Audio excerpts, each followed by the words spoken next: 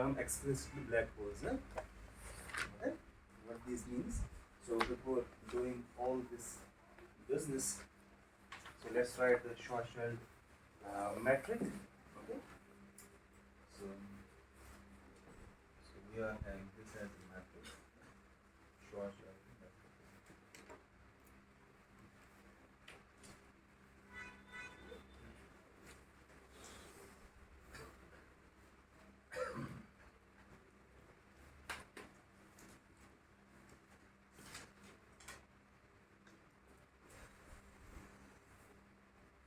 So r square. So I'll put it as d omega square. Right?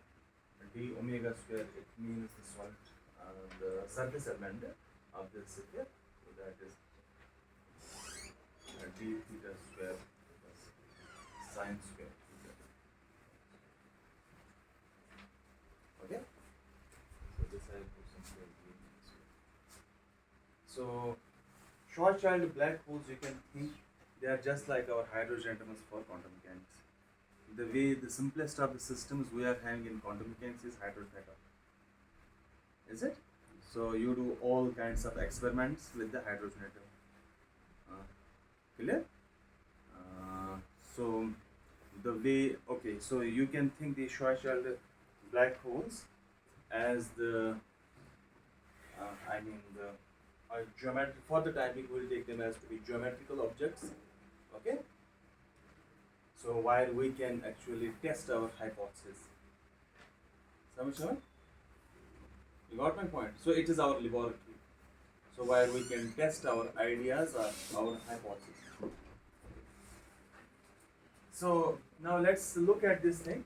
So we are having, there are two regions. So r equal to 0, where this ds square becomes infinity. And then we are having r equal to, let me call that as rs, we call as a Schwarzschild radius as twice gm by c square. That in our notation is twice mu, where mu is gm by c square, is it? So we see the matrix blows up at these 2 points. Our line element blows up, ds square becomes blows up. At these points. Okay. So now let's calculate this rs in a. Okay, we'll see this rs is actually a regular point. Okay. So and r equal to 0 is actually true black hole singularity. We'll see in a moment. Now let's calculate this rs for sun. Okay. For sun, let's say it's. You know what is the solar mass of the sun? How much is that? Okay, so you are having Rs as twice m solar mass, okay, divided by the c square. It turns out to be 2.95 kilometers.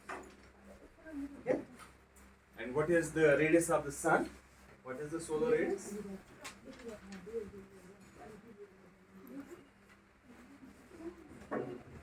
So this is the radius of the sun. Okay. So what it means? This Rs is inside the sun. Okay. So in other words, this Rs is deep inside the sun. So that means for the most part of the sun we cannot apply this metric, because the solutions we have figured out for the Einstein's equations, they are for the vacuum. Okay. Where there is no energy momentum tensor, T mu is 0, or we figured out the solutions for this very equation, if you remember, are the vacuum solutions, is it? Samajh? But for most part of the sun, you will see, since it is deep inside the sun, we need to take into account, if I need to figure out what is the solution of the Einstein equation, I need to take into account the matter distribution beyond this Rs. Samajh? Outside, completely outside the surface of the sun, okay, my solutions are valid because there is no matter distribution. But from Rs to the surface of the sun, there is a matter distribution, is it? Samajh? In that very region, if you need to figure out what are the Einstein solutions, in solutions to the Einstein's equation, you need to take account here that T mu nu, okay, the energy momentum tensor. You have to solve that equation. Got it? Now let's look for proton. Okay, so I will have for proton Rs is equal to twice G. Let's call Mp to be the mass of the proton. So it is approximately equal to 10 raised for minus 52 meter. Okay. So what is a radius of the proton? So radius of the proton is 10 raised for minus 50 meter, 1 Fermi. Think of the hydrogen nucleus. Hydrogen nucleus is purely proton, is it? So what is the size of the hydrogen nucleus? It's about 1 Fermi, 10 raised for minus 15 meter. Now see, the Rs is deep inside the proton. Clear? But there can be certain compact objects, okay, where Rs can be actually, where the compact object can be within Rs. समझ आओ? But most of the objects what you see around, they have Rs inside the object. Clear? Most of the objects what you see. Clear? समझ आओ? Okay. There can exist certain objects where Rs touches the radius itself, the radius of that very object. Clear? Now let's look. Okay, so it's all about this Rs. Now what I will do, instead of looking, okay, so at this very metric I am having Rs. When R goes like this in twice Gm by c square, so this metric blows up. Okay, we'll see in a moment. It's actually a coordinate singularity. We'll make a coordinate transformation. We'll see in a new coordinate system this does not appear. Okay, so all that so much. Okay, so now what I will do, okay, so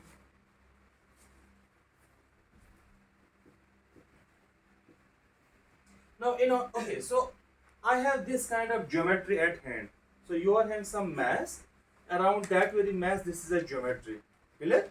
Now you want to calculate what is the curvature of that very geometry, is it? So entirely you cannot get, okay, metric will give you an idea. If you know the metric tensor for that very geometry, it will give you an idea of a curvature, is it? But it will not measure entirely the curvature of that very space-time or that very curved surface. Samajh? What you need to do, you need to construct actually the curvature tensor. So that I have already told you that R I J K L. Okay, Riemann curvature tensor you need to construct. But I need a quantity, a scalar quantity which is true. Okay, which will give me curvature in all frames of reference. The same kind of notion, is it?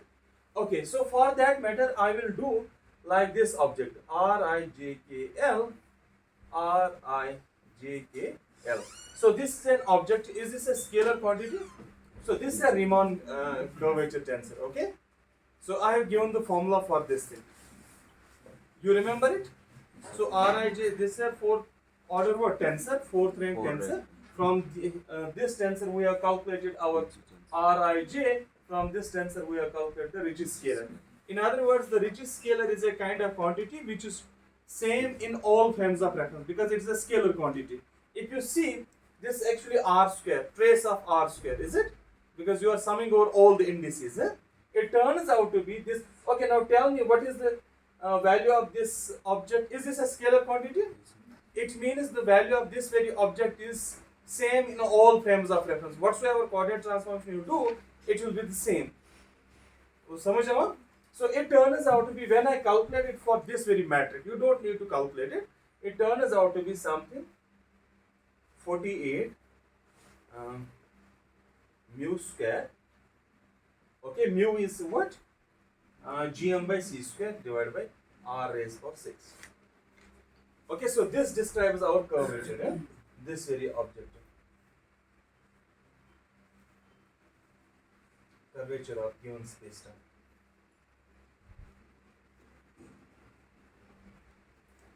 Okay, so now if I want to look at this very curvature where it blows up, so at r equal to rs, if I plug in r equal to rs, it's a finite quantity. It does not blow up, or there is no singularity arising at where r equal to rs. समझ में? So I am saying that r equal to rs, this object, let me write this trace of r square, okay, is a finite quantity. So it means this very point, we need to look at this point carefully. What is happening to, what exactly is happening at this point? समझ आवा? समझ. So at that very point, my curvature, the scalar curvature, it does not blow up. So there, that means this r equal to rs is not a singular point of the coordinate transformation. Got it? Okay. So now at r equal to r0, you see this very object blows up. Is it? So in other words, the curvature shift goes to the infinity when you put r equal to 0. So that means r equal to 0 is a true singularity. Got it? It is not a coordinate effect. R equal to rs is a coordinate effect. Clear? Any question? Okay. So you can think it in, okay, think of let's say think of the polar coordinate system. Okay, you are having the polar coordinate system. Let's forget about any any kind of metric at all. Let's think of the transformation from one coordinate system to the another coordinate. What does that mean? When you specify a coordinate system, it means you are attaching a coordinate. Okay, you are having a physical event, some physical quantity. For that, you attach some coordinate system. Is it? Let's say you are having a okay. So this is a very point. Okay, so let's say this is a physical point. For this very point, you want to attach the coordinate system. What are the coordinates as stated? Okay, so you can think in terms of the Cartesian coordinate system. Let's say you can think it in terms of polar coordinates. So that means there must exist the relation between the two. In other words, when you specify a coordinate system, question would be, does this coordinate system completely specifies me the information of that very point? So let's say I am having xy coordinate system. Let me go to now the polar coordinate system. R equal to cosine of theta, y is equal to r sine of theta. Now let's take theta, forget about 0 and 2 pi. Okay, let's forget about those very points. Okay, so for all other points without 0 and 2 pi, so you see, you specify every point in terms of r theta plane. So if you start from xy plane, you go to where? R theta plane. Look here. When this goes to 0, just tell me. So let's put x equal to 0. You are having origin here. So what it means here? It is possible there are actually 2 points. Is it? When theta is equal to, let's say, 0, r is finite. Is it? So you are having r0, and another can be the possibility 0 and any other point. So that means this point is degenerate where? In r theta plane. So that means except these 2 points, both the coordinates gives you the entire information of that very point. But when you look at that specific point, both the coordinate systems does not give you the same kind of information. The same is happening with this r equal to rs. When you map, let's say, a point from the surface of a sphere, you look from different kinds of coordinate systems. Okay, so it will, both the coordinate systems will not give you the same kind of information. This is simplest of way to think of. Okay, think of the sphere. What are the kinds of the points which remain indeterminate when you move from one coordinate system to another coordinate system? Think of. So you are having, this is okay.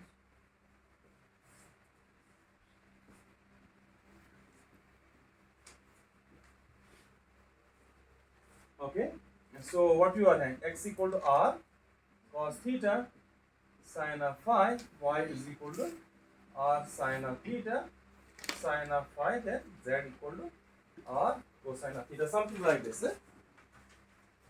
Okay, so I have just changed this cos and sine. You can put cos here, sine here. There is no problem. Okay.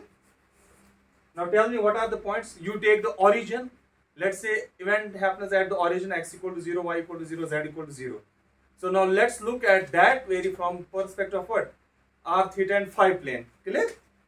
Let's fix R. Let's say I'm at the fixed axis. That means I'm looking this way in the theta phi plane. Samajh? Okay, so what are the points? So you can find, let's say theta equal to pi by 2 when this becomes 0, is it? Samajh? You can find what? Phi equal to 0. So that means that very plane is also indeterminate to you. So independent of any other value, there can, because this mapping is not valid for these very points. We call these as the coordinate charts.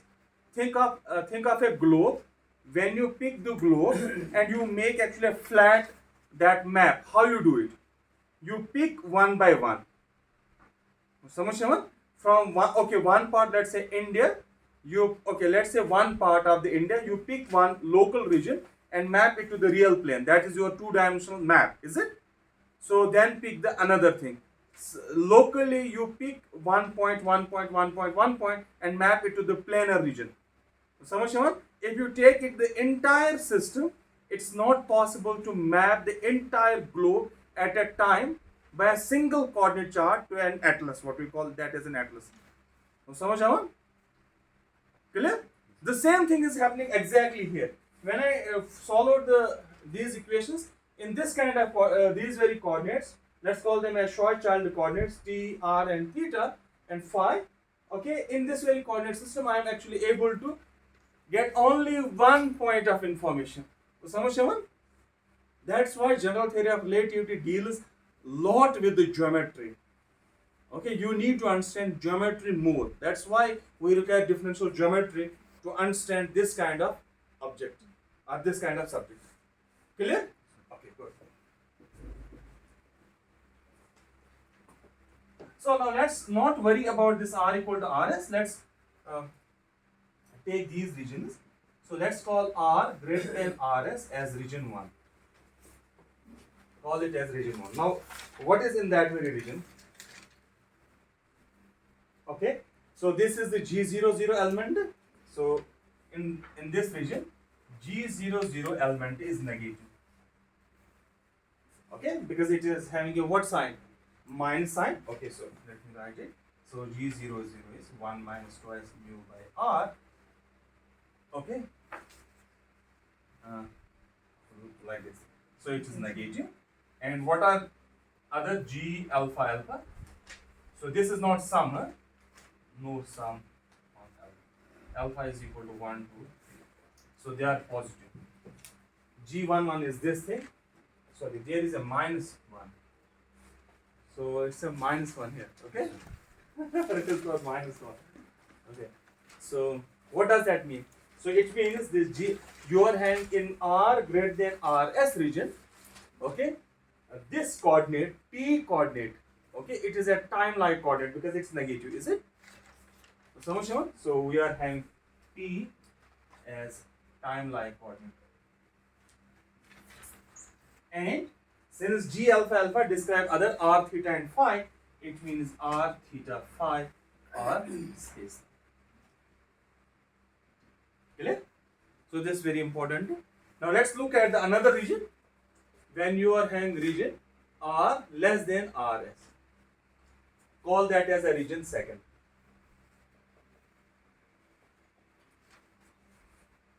Okay. So in that very region, what will happen? So this very object will be greater than 1. So you shift it. So this minus will come out. So it will become positive and this will become what? Negative. So in this very region, G00 becomes what? Positive and G alpha alpha becomes. So that means T becomes what? Space-like. Okay? And these becomes what? R theta phi, they become time-like. In other words, at R equal to RS, the trajectories actually flip their what character? They swap their character. T becomes R coordinate and R becomes what? T coordinate. समझ आओ? Okay. हाँ? हाँ. Yes sir. वो मैं बताने जा रहा हूँ. No issues है. Okay, no, we are going to that. What exact? Because we need to look at actually the trajectories of an infalling observer. So where that infalling observer will go when it is within the RS. Okay, we need to look at that. Okay, so what it means? It means time and radial coordinates.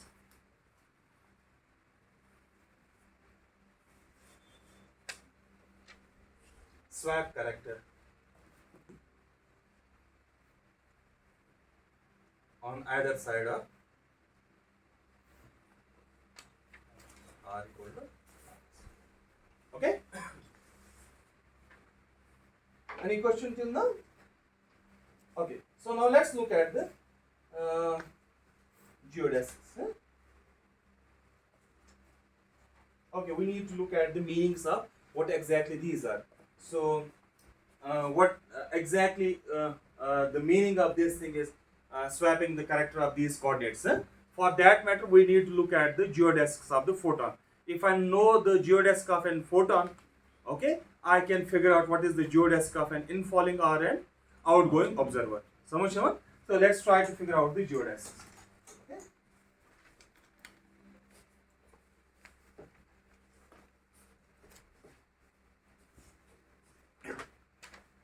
Okay, so those things we have already done, but let me repeat these calculations again.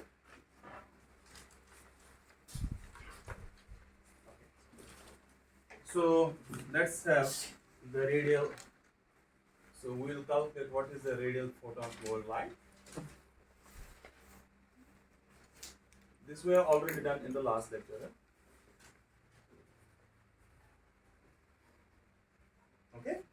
So in the Schwarzschild coordinates. Okay. So we call R. Okay. So this T, R, theta, phi, they are known as Schwarzschild coordinates. Okay. So what is our now the geodesic? So we will consider, since we are in the radial plane, what we will take? So d theta is equal to 0 and d phi is equal to 0. समझ आओ? Because in the okay, so we are fixing our which coordinate plane? Let's assume we are in the equatorial plane, and then we are having a radial infall. Okay, so that means phi is fixed. So that's why we take these two equal to 0. Okay, so what we will get? That means, okay, so we are having the null geodesic. Since photon follows the null geodesic, so we are having this ds square equal to 0. It implies minus c square 1 minus twice mu by r dt square plus 1 minus twice mu by r raised power minus 1 dr square equal to 0. Because the other will be 0. D omega square will be 0. Okay? So what it gives me? So it gives me the trajectory plus minus 1, okay, c, rather 1 by c, 1 minus twice mu by r raised power minus 1. That's all it says. So here the plus sign corresponds to what? Outgoing photon. And what is the minus sign? Ingoing photon. Okay? So I have put it in dt by dr.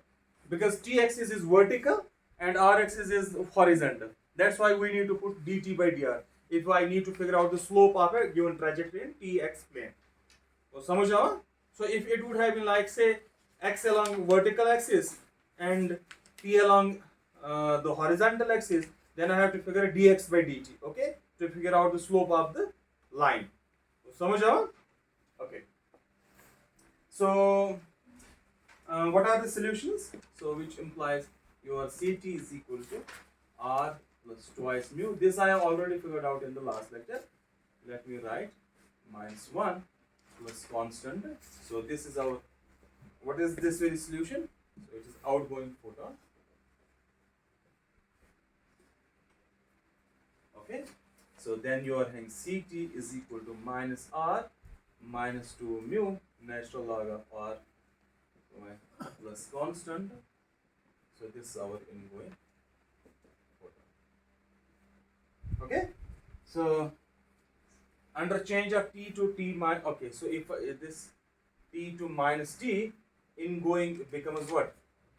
So ingoing becomes outgoing. So if you change t to minus, okay, these are two solutions, you take t to minus t, this becomes this, and they reverse the character, okay. So ingoing photon becomes the outgoing photon, okay. So now let's look at the space-time diagram, what we have already described. Okay, when you are actually at the far, when you are at the infinite, far off from the source, okay, so that means r is actually equal to infinity. In that very case, what will be dt by dr? It's actually the Minkowski space-time. So that is the structure. So let's draw it. So now, in the last lecture, we had drawn the space-time structure only for r greater than rs region. Okay. Now here, this will actually allow us to figure out what the symmetries what we have seen. Okay, at that r equal to rs, because these flip the character, space and time flip the character when you reach at r equal to rs. So that will actually help us to construct the this geometry within r equal to rs, or the light cone structure. We need to figure out what is below rs. Okay, so let's try to figure that out. So first let's write first the light cones. Okay, so first let's draw the light cones. So that this is r, let's say this is at infinity, and this is your t. Okay, so what is the light cone? So when you are actually at r equal to infinity, so you are having simply the Minkowski space structure, light cone. That means the lines are like this thing. So you are having, these are 45-degree angles. So this is your outgoing and this is your ingoing photon. Okay. So when you reach actually, so this is equal to r equal to 0. So let's call this as our singularity now. So this is your r equal to rs. So when you reach here, what happens to this thing? It shrinks. So it squeezes. Okay. So let me call this. Okay. So this is outgoing and this is ingoing. So ingoing, when it comes, let's say, so it moves parallel to that r equal to rs, but it does not penetrate to r equal to rs, because at this very point the velocity of the, let's say, infalling observer, forget about the photon, velocity of the ingoing observer, massive particle will reach to velocity of light. Samajh? That's why, and if you are having an infalling observer, okay, as seen by the observer at infinity, he will always observe at r equal to rs the velocity of that particle going to c. Samajh? That's why it will not go inside r equal to rs in this very coordinate system. Samajh? In this, okay, what we have figured out in the last lecture, I mean, wait a second, let me complete. So if you are having some observer who is at infinity, he is watching an infalling particle, okay, towards this very geometry, is it? Or in this very space-time, he is watching that very infalling particle, okay? So that's a massive particle, and the trajectory of the massive particle is within this thing, within the light cone. Clear? Because the light cone shrinks. Okay, so what will happen? So this line will reach to the these lines, the light cone lines. So in other words, when the it reaches r equal to rs, the velocity of that particle becomes infinity. Sorry, c, velocity of the light. It is seen by who? The observer who is sitting at infinity. So in that very case, it does for that observer. This object does not penetrate r equal to rs. So for that observer, because the time dilation is what? Infinity. Yes. So the observer is far away observer is observing the speed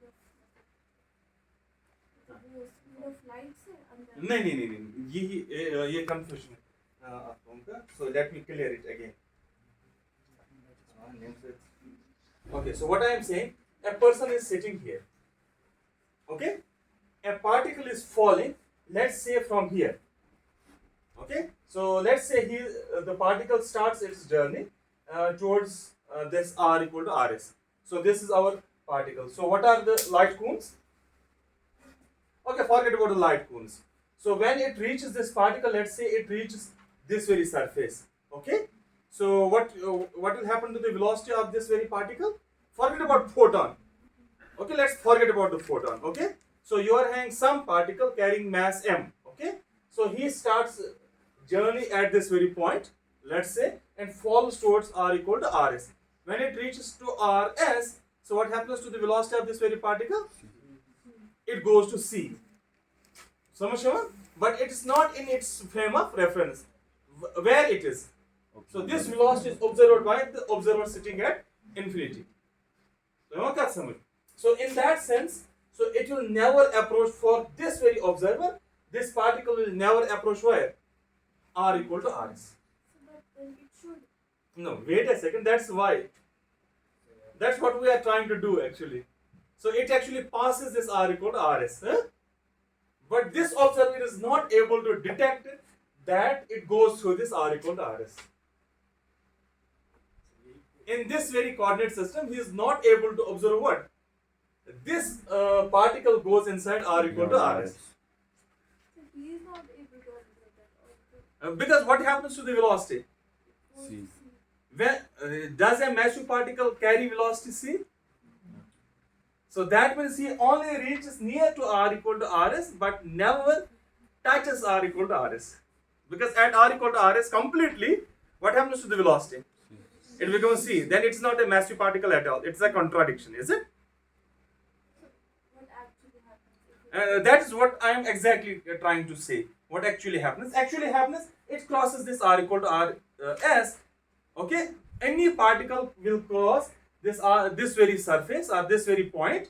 Okay, having no effect at all, except what we call the tidal force. Those we are not dealing here. Okay, because if you see, look at, we calculate actually the proper time for the infalling observer. We calculate two types of times. The coordinate time was the time observed by the observer at infinity, is it?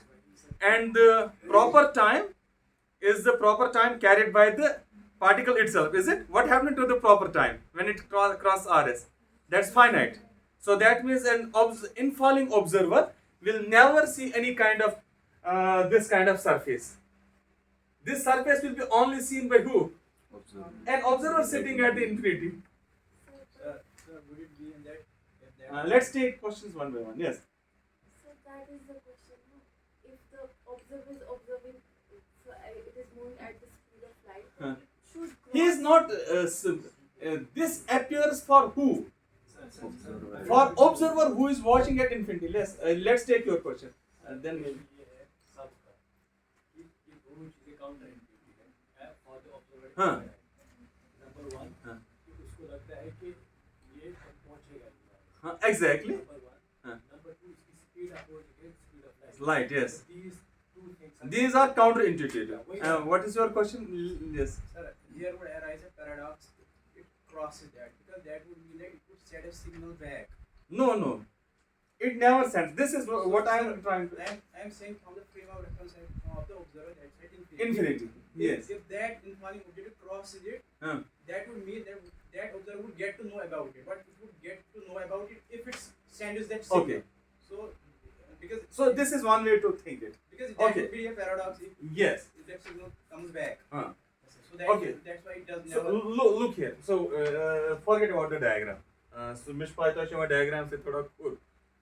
Okay. So what I am saying, let's say you are sitting here. Okay. Now somebody is going to touch the surface of the sun. I mean, let's say sun is not some another kind of star which is having radius same as what? Rs. What will happen? Now let's say in that vicinity some particle falls. Okay, you follow that trajectory till what? Till r equal to rs, you will follow that kind of trajectory. If you use which kind of coordinate system? This is ये खेल है coordinates का. समझ? In this Schwarzschild coordinate system, you will see what, and it is true for the other case as well. You will see this particle is never going to touch what? R equal to rs surface. Okay, but in reality it goes through that very surface. This is very important. In its own frame of reference, it moves through that very surface. Okay. So then the observer should observe velocity goes to zero if it cannot. No, observer will not, because for him, for this very observer, the velocity of this very observer should never reach to the sea. Is it? Because ultimately, if it crosses the sea, you are finite. You are having the limit to the velocity. Is it? So it is only sea. Suppose it crosses here. Let's say for that observer, let's say he imagines it has crossed this very point. That means what he was saying, he should send actually a signal faster than the speed of light, so that he will receive the signal it has crossed it. But you cannot send the signal faster than the speed of light. This is the simplest way to think it. Clear? अगर ये समझ आओ, then I should proceed. कौन सा होता है? हाँ? Agreed? Not satisfied. हाँ बता कहाँ पे प्रॉब्लम फिर से. I'm just not satisfied with this explanation. मतलब क्या explanation? So if that observer is observing that it is moving with speed of light, it's not greater than speed of light, it's the speed of light. So then it should cross it. If it is not able to cross it, then the velocity should be zero. No. This is a very important problem in understanding. Look here. So I am sitting here, let's say, I am observing the infalling particle. Clear? So what is the velocity of an infalling particle? It's always less than velocity of light. Clear? So it will move at that very velocity towards the surface. Got it? So what I am seeing? I am seeing some particle is moving towards the surface. When it moves towards that, for me, apparently, the velocity turns out to be what? Although velocity of that very particle is not c. Got it? For me, it appears to be, it moves through the velocity of light when it takes the region r equal to rs. That means for me, velocity cannot be greater than what? Velocity of light. Samajh? So when it reaches actual velocity of light, so that's an impossible thing to me. So that, okay. It is a photon. Yes. It is not the photon. We are talking about a massive particle. Now what will happen? Let's say if you are reaching here at this very region, let's say this sends a signal from here. So this signal I can look. Okay. So let's say this very person sends a signal. That's what is the mean by this outgoing photon and the ingoing photon. That's exactly. Let's look at this very point. So you are having this, an observer is going like this thing. Let's say a stationary observer, he sends a photon. So I will observe this kind of photon. Clear? Samajh? Got it? So when it moves towards this thing, so an observer, let's say here, it will send a signal. Let's say it is not settled where? At r equal to rs.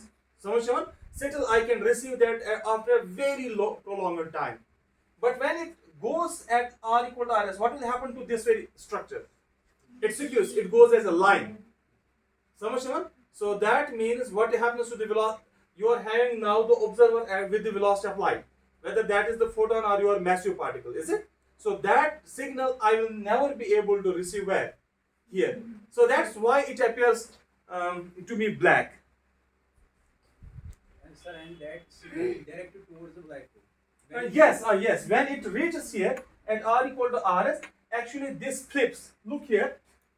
When r reaches to rs, let's say a little bit r is less than rs. That means you take this term here and this one here. This minus will come out. That means the tangents actually flip by 90 degree. Is it? In other words, this light cone. So that's what I am going to say.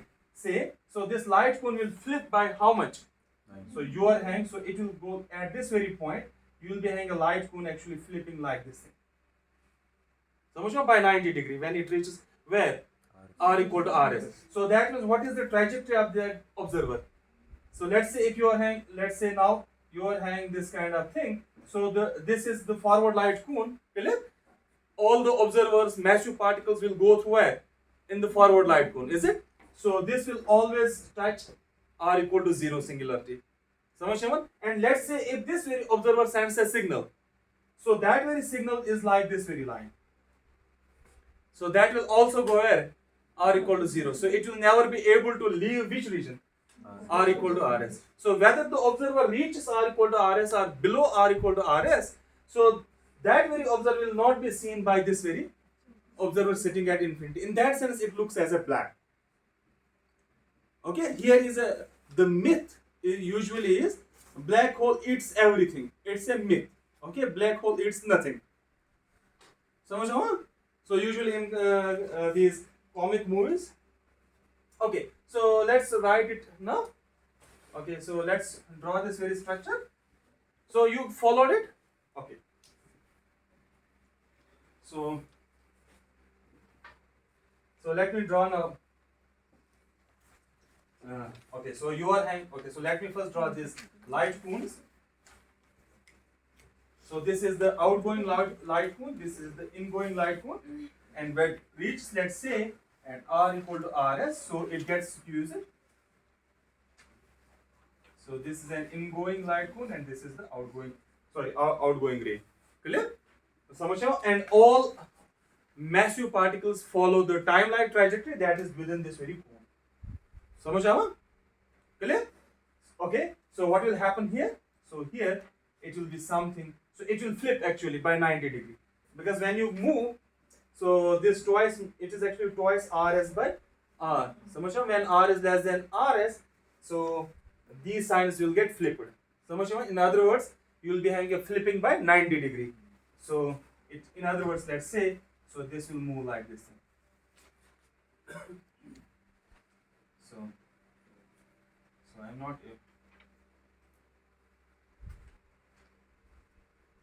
So let's see.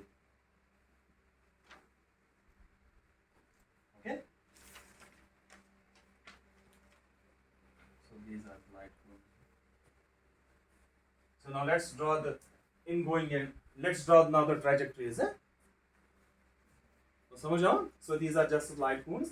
So now if you see, when the particle, even though let's say the particle crosses this Rs, so it will always follow a trajectory towards what?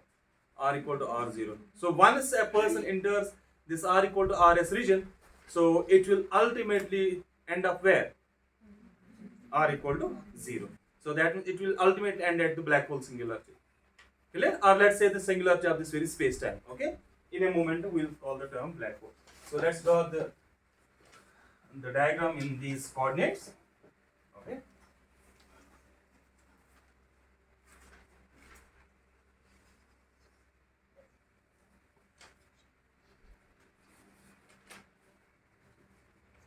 So this is R equal to Rs. So let's see in PR coordinate system or the Schwarzschild coordinates. So what is the outgoing light ray? It's like this thing. Since it's a straight line here, but in the space time it's not actually straight line. Curved space time, in curved space time it's actually a curved line. But it's a null geodesy. So let's call this as, let's see. So this is your outgoing ray. Okay. So then let's say you are having another outgoing ray.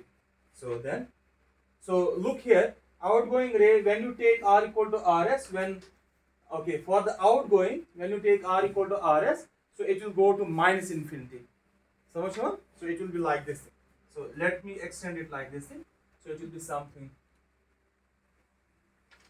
like this thing. Okay? So but we are not considering this kind of region.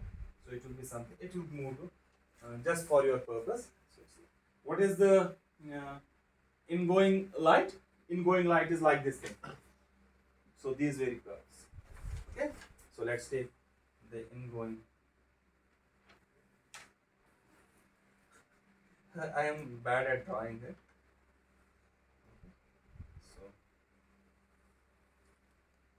So I should draw one more here. So these are all ingoing. So this is the light cone. Okay. So these are the light cones. Okay. So you can see. So these are actually ingoing. Now what will Now let's say this is where, in which region? R less than R. Clear? So arrows means the direction. So these are outgoing and these are what? Now what will happen here? So what is the outgoing ray? So in R less than RS region, what will happen to the outgoing ray? So that will go to plus infinity. Is it? Because it changed its sign. So that means you are having kind of this thing. Like this thing. Let's say this thing. Okay? What about these ingoing? When you say? Huh? So ingoing is something here. So it will move like this.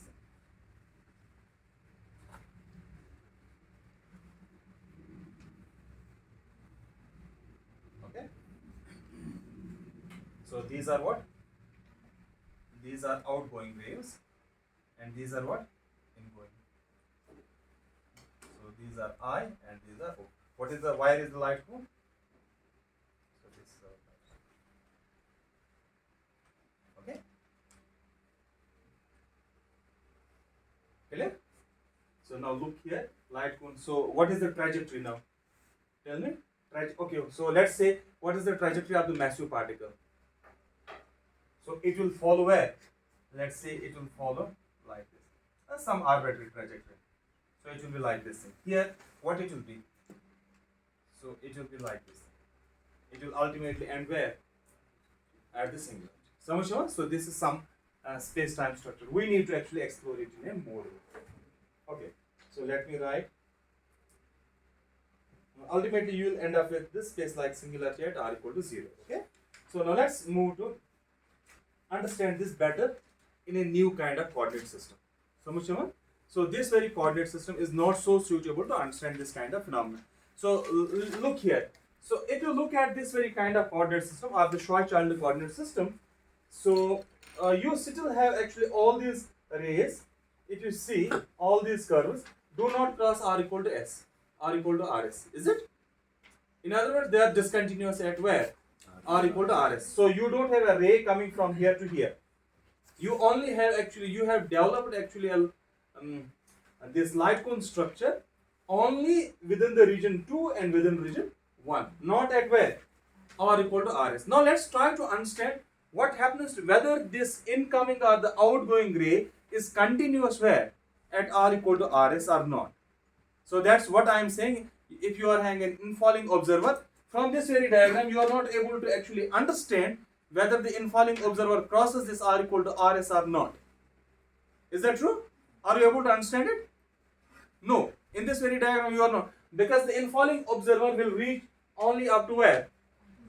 It will not go beyond r equal to rs. Or if you are having an infalling observer or an outgoing observer in this very region, it will not cross where? R equal to rs. Samajh? Got it? Now let's try to understand it in a better way, the nature of that very surface. Does it allow the particles to pass through or not? Okay? So for that matter, we will introduce what we call the Eddington-Finkelstein coordinate system, or the simple Eddington coordinates.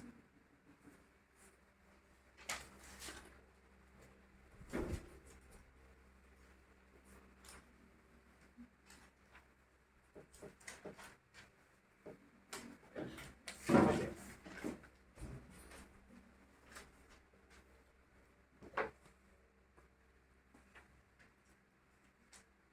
Okay, so let's try to. So we are having this Eddington-Finkelstein.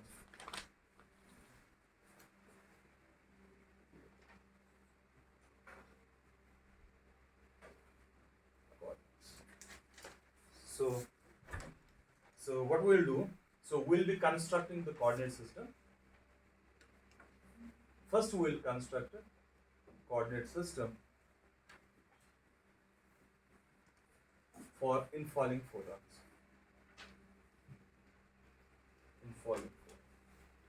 So we will consider only what?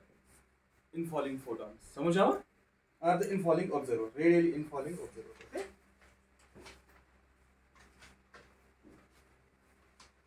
Radially, I should say, because we are in the radial plane. Okay?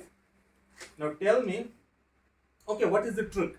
How to introduce a new coordinate system? Now tell me, what is the equation for the infalling observer? So we have C, okay, for infalling photon. So just we have discovered it. So we have the CT is equal to minus R minus twice mu natural log of R by twice mu minus 1 plus constant. Clear? So this is our trajectory of what? Infalling photon. समझ आवा? Okay. Now what is, okay, how to construct a new coordinate system? We are still in which coordinate system? Old coordinate system, and I want to construct a new coordinate system. Okay? So the trick is here. It's a very nice trick. So you are, if you see, you are having this object is equal to this object plus a constant. Clear? So what I will do, I will make this constant as a coordinate. So trick is like, so we use integration constant as a coordinate. So what does that mean? How? So let me write as a new coordinate, I should say, as a new coordinate. So this way, so let me define a new coordinate. P is defined as CT plus R plus twice mu natural log of R by twice mu minus 1. Is it? So if you take this on the other side, what you get? The constant. So that means for the radially infalling photon, I introduced the new coordinate P. Okay. So let's calculate now. So we need to calculate in this very new coordinate system. What is our new coordinate system? Tell me. So we started with a coordinate system P R theta phi. Now we are moving towards P R theta phi. Clear? Because we are trying to eliminate this T. Got it? So we need to figure out what is the metric element, what is the line element in this new coordinate system. For that matter, so let me calculate now dP. What dP will be? C dt plus this will be dr. When you differentiate it, okay, so it will be 1 divided by something, and just rearrange the terms. It will be r divided by, rather it will be, okay, r divided by r minus 2 mu dr kind of. So that I will write as C dt plus 1 divided by 1 minus twice mu by r. Clear? So if you differentiate it, you will get this thing. Okay? So now let's calculate this C dt. Okay, C square dt square, let's calculate it. So it will be something dt square. You take it on the other side. Let me write minus 1 minus twice mu by r raised to minus 1 dr and take it square. So how much is that?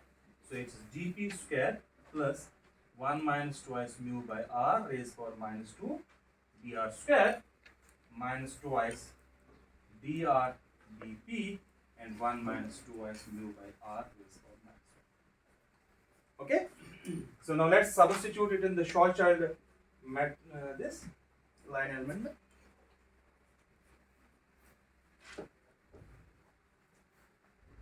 So what is our this thing? So ds square is equal to, okay, c square dt. So there is a minus 1 minus twice mu by r.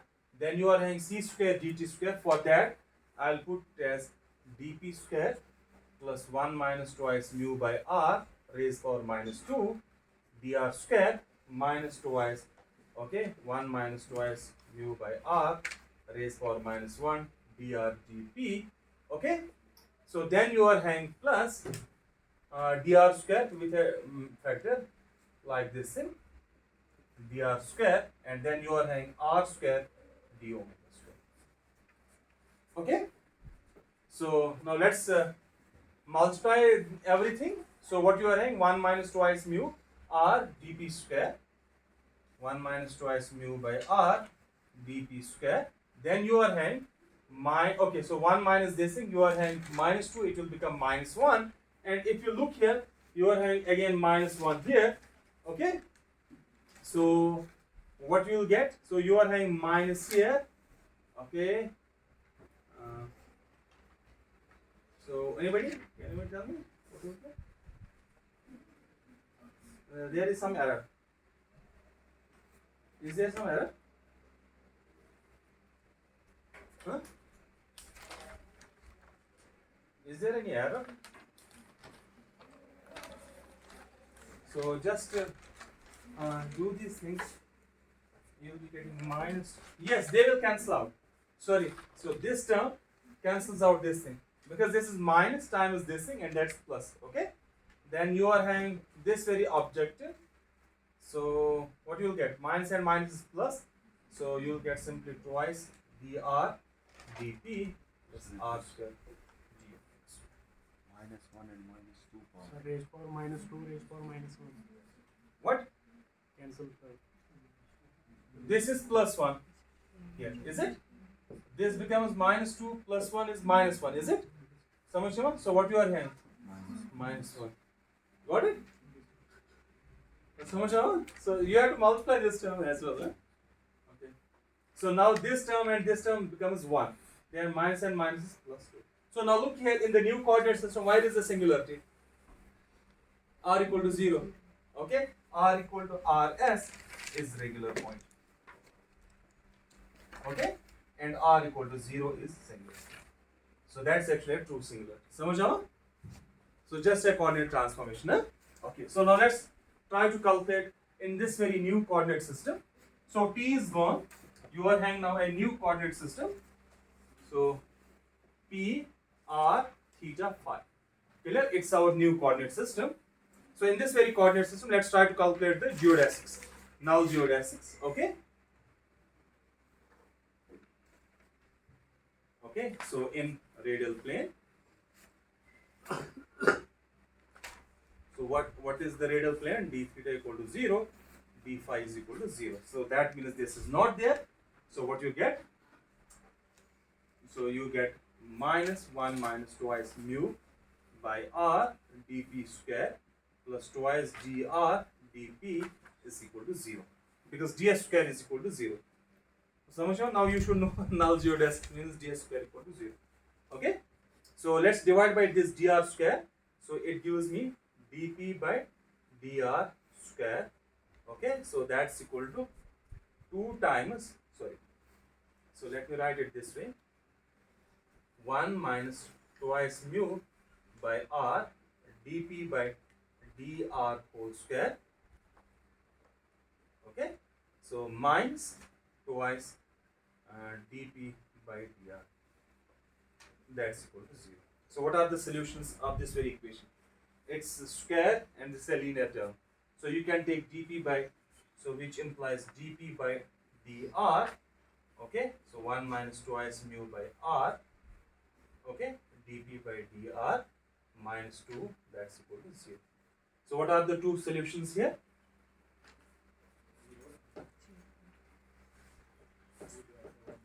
Okay, so you are having dp by dr is equal to 0, implies p is equal to constant. So that's exactly. So what is p equal to constant? It is our which coordinate? Ingoing coordinate, huh? Or it means it is what? So ingoing photon.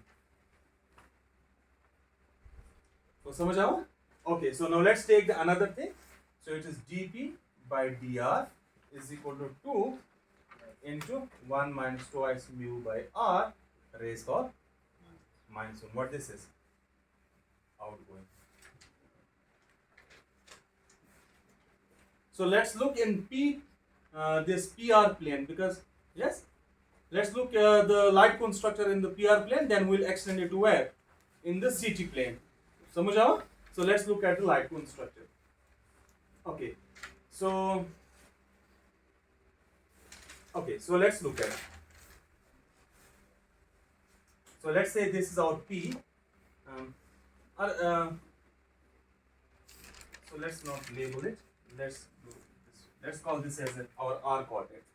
Samajh? Just understand it this way. Since p is constant, then we'll look at what are the constant lines. For the time being, so let's say this is your t. This p is some time coordinate. This is actually this p. Vertical is what? P. Although, yes, it is p. Okay. So let's write this as p. This is our coordinate. Now what is our ingoing photon trajectory? Okay, so let's say this is our what? R equal to Rs and this is equal to R equal to 0. So what is outgoing photon? At infinity, R equal to infinity, it is same as the, okay, let's take R equal to infinity, this will become 2. So that means the length of the vector is twice. Forget about 2 for the time being. So that means the, if this is, let's say forget about this 2, it's actually plus 1. That means the tangent to the line will make an angle of 45 degree with what? R axis. So that is our, at infinity it's like this thing. At 45 degree. So what is our, so that is the outgoing photon at infinity. So what is the ingoing photon? Constant. Clear? So what is the trajectory of a massive particle? So it is here. So in this very region, the massive particle follows a trajectory. Now, if you move towards R equal to Rs, so what happens to this very line? So it becomes the same thing. Let's say if you move towards this thing, okay, this is your ingoing. Ingoing remains constant always when you move, because this does not depend on Rs or any R. As you approach towards Rs, it does not change. It remains as such. Okay. Now what happens to the outgoing?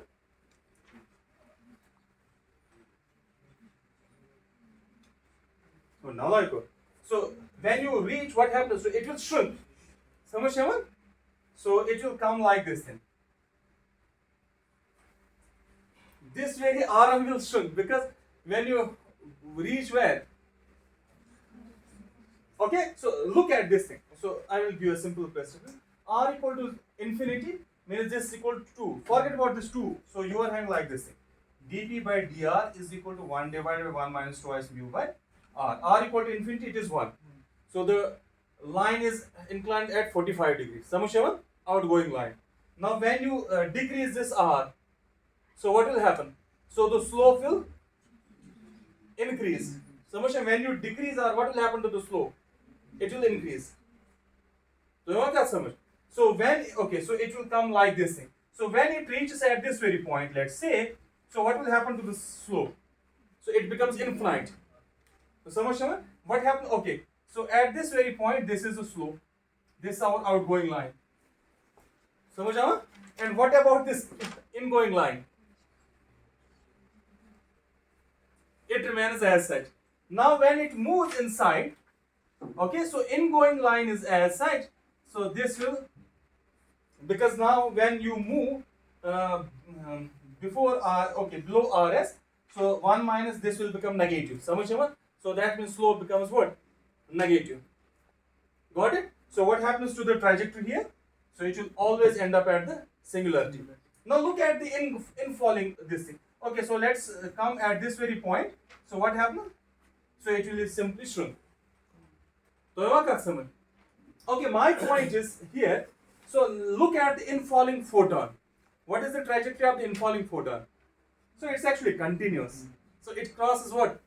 R equal to Rs. In the new coordinate system, you are able to see the infalling observer goes where? R equal to Rs. But once it crosses R equal to Rs, there is actually no point of return from R equal to Rs. Because when it reaches R equal to Rs, what will happen to the velocity?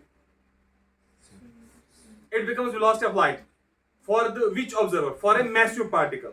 So if you are any massive particle, let's say at it reaches R equal to Rs, velocity becomes velocity of light. That is not possible for a massive particle. Okay, but it crosses that very region. Once it crosses R equal to Rs, it will always end up where? Singularity. It will move towards the singularity. And there is no point of return where? R equal to Rs. That is why this R equal to Rs we call as a event horizon. Any object having this event horizon is known as black hole. Okay? Got it? Okay, so let's draw the. Okay, so first we'll write few words, then we'll draw the complete diagram. Or first draw the diagram, huh? Then we'll write few words. Okay. I will take till 11, huh? Because this concept will get over today. Then we'll be having only one more lecture tomorrow, huh? Last lecture. Huh? So this is our singularity, this is your R, and this is our P. Okay, so what I will do, okay, so let me stop here, we'll do it tomorrow. Right? Then, okay, for that matter, let me write some few words. Shall I write tomorrow? So let's write them tomorrow. Huh?